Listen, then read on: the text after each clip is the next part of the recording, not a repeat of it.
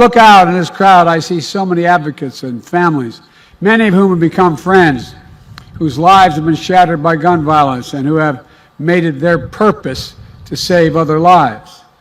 I've spent so much time with so many of you over the years that we've actually become personal friends. And I can't thank you enough for your willingness to continue to fight for other families. Nothing can bring back your loved ones, but you did it to make sure that other families don't have to experience the same loss and pain that you've experienced. And you've felt and you feel the price of inaction, that this has taken too long with too much of a trail of bloodshed and carnage.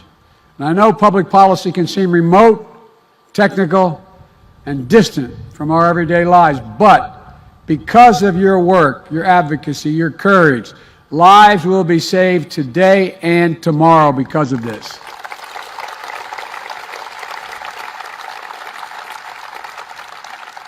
What we're doing here today is real, it's vivid, it's relevant. The action we take today is a step designed to make our nation the kind of nation we should be. It's about the most fundamental of things, the lives of our children, of our loved ones. We face literally a moral choice in this country, moral choice with profound real-world implications. Will we take wise steps to fulfill the responsibility to protect the innocent and while keeping faith with the constitutional rights? Will we match thoughts and prayers with action? I say yes, and that's what we're doing here today. Today's many things is proof that despite the naysayers, we can make meaningful progress on dealing with gun violence. Because make no mistake, sit down, you'll hear what I have to say. If you think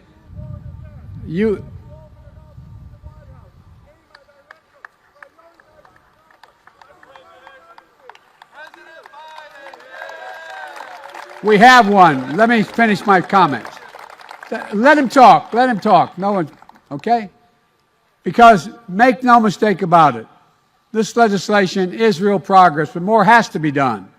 The provision of this new legislation is going to save lives, and it's proof that today's politics, we can come together on a bipartisan basis to get important things done, even on an issue as tough as guns.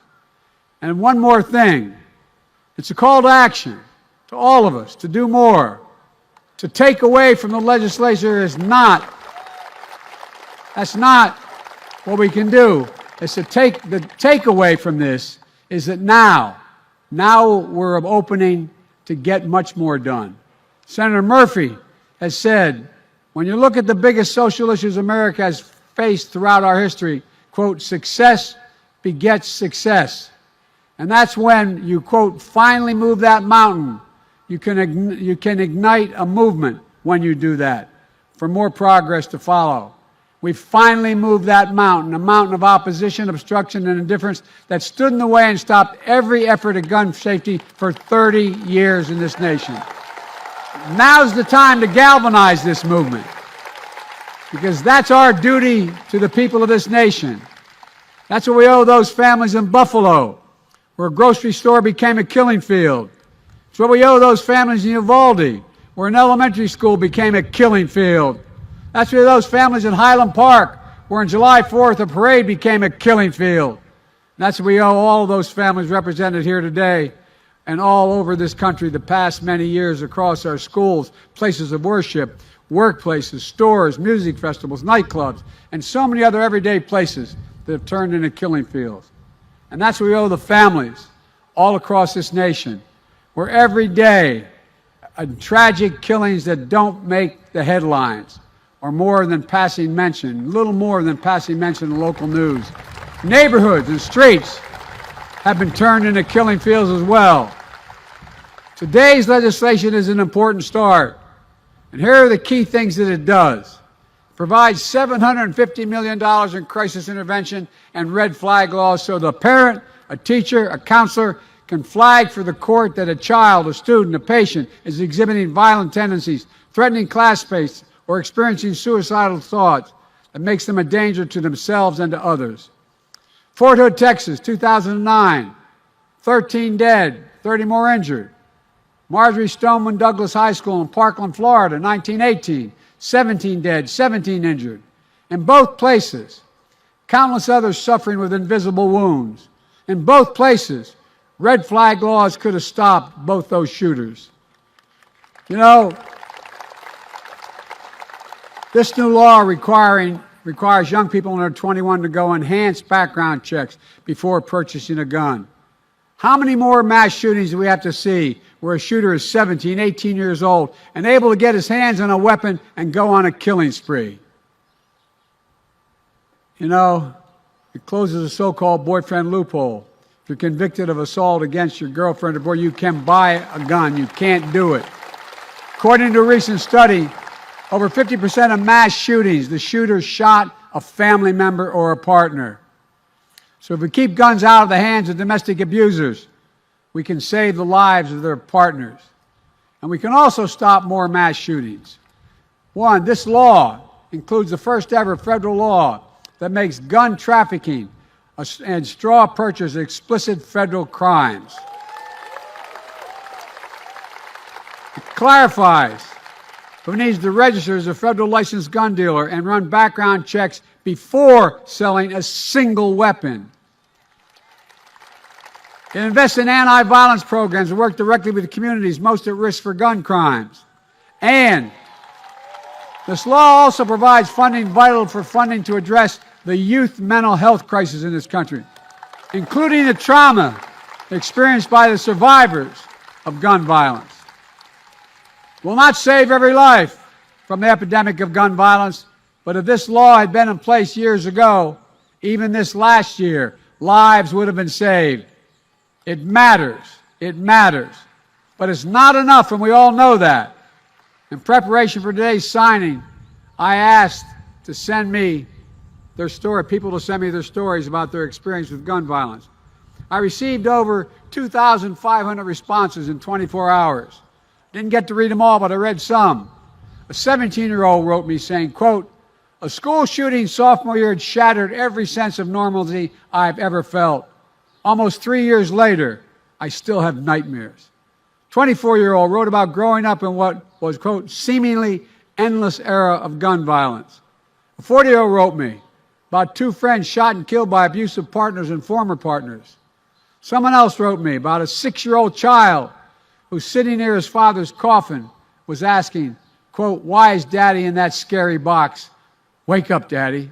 Wake up, Daddy." His father had been gunned down. I read these stories and so many others. So many others. And you know, I see the statistics.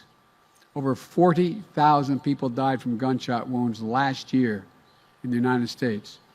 25,000 by suicide. I think, can this really be the United States of America? Why has it come to this? We all know a lot of the reasons. Gun lobby, gun manufacturers, special interest money, the rise of hyper-partisan tribal politics in the country where we don't debate issues on the merits, but we just rather turn on each other from our corners and attack the other side. Regardless, we're living in a country awash in weapons of war. Weapons that were designed to hunt are not being used. The weapons designed that they're purchasing are designed as weapons of war to take out an enemy. What is the rationale for these weapons outside war zones? Some people claim it's for sport or to hunt. But let's look at the facts. Most common rounds fired from an AR-15 move almost twice as fast as that from a handgun. A couple of smaller, lighter bullets. These weapons maximize the damage done, coupled with those bullets. And human flesh and bone is just torn apart. And as difficult as it is to say, that's why so many people, and some in this audience, and I apologize for having to say it, need to provide DNA samples to identify the remains of their children. Think of that. It's why trauma surgeons who trained for years for these moments know it's unlikely that someone shot with a high-powered assault weapon will make it long enough for the ambulance to get them to the hospital. It's why these scenes of destruction, resembling nothing like a weekend hunting trip for deer or elk, And yet we continue to let these weapons be sold to people with no training or expertise. Case in point, America has the finest fighting force in the world. We provide our service members with the most lethal weapons on earth to protect America. We also require them to receive significant training before they're allowed to use these weapons. We require extensive background checks on them and mental health assessments on them. We require that they learn how to lock up and store these weapons responsibly. We require our military to do all that. These are common sense requirements. But we don't require the same common sense measures for a stranger walking into a gun store to purchase an AR-15 or some weapon like that. It makes no sense. Assault weapons need to be banned. They were banned. I led the fight in 1994. Then under pressure from the NRA and the gun manufacturers and others, that ban was lifted in 2004. In that 10 years it was law, mass shootings went down. When the law expired in 2004, and those weapons were allowed to be sold again, mass shootings tripled. They're the facts. I'm determined to ban these weapons again, and high-capacity magazines that hold 30 rounds, and to let mass shooters fire hundreds of bullets in a matter of minutes. I'm not going to stop until we do it. Here's another thing we should do. We should have safe storage laws requiring personal liability for not locking up your gun. The shooter in Sandy Hook came from a home full of guns and assault weapons that were too easy to access. Weapons he used to kill his mother and then murder 26 people, including 20 innocent first graders. If you own a weapon, you have a responsibility to secure it and keep it under lock and key.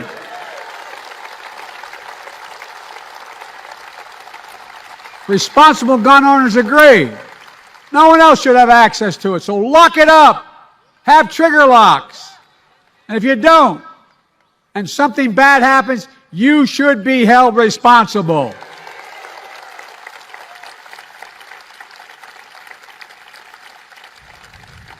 I have 4 shotguns. 2 are mine and 2 are my deceased sons. They're locked up, lock and key. Every responsible gun owner that I know does that.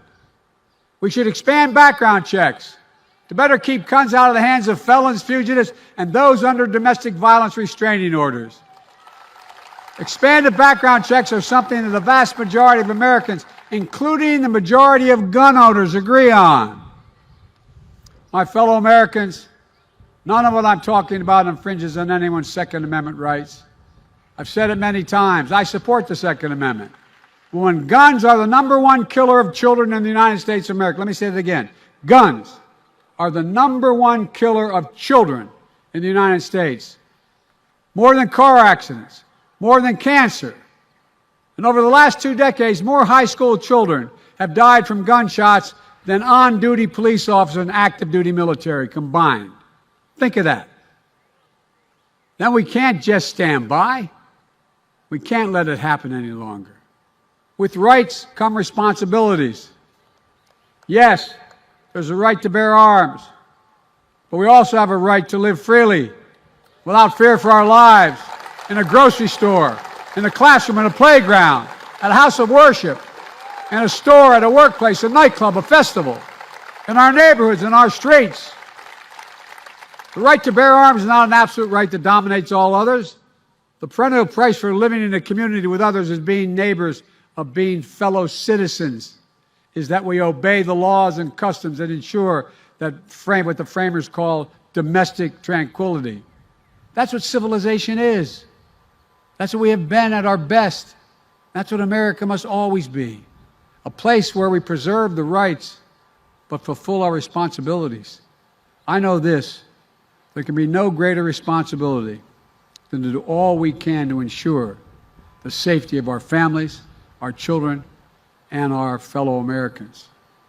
When I spoke to the nation after Uvalde, I shared how a grandmother who had lost her granddaughter gave me and Jill a handwritten letter. We spent 4 hours, almost 5 hours with them. And I read it. It reads, quote, "Erase the invisible line that is dividing our nation, to come up with a solution and fix what is broken, and to make the changes that are necessary to prevent this from happening again, end of quote. That's why we're here. That's why we're here. Today I want to thank those in Congress, both Democrat and Republicans, who erased that invisible line dividing our nation and moved us forward on gun safety. It's an important step, but now we must look forward. We have so much more work to do. And I might add, there's $75 million in there for mental health reasons, a whole range of other things I'm not going to take time to go into today, but it's important. May God bless all of us with the strength to finish the work left undone. And on behalf of the lives we've lost and the lives we can save, may God bless you all, and may God protect our troops. Thank you.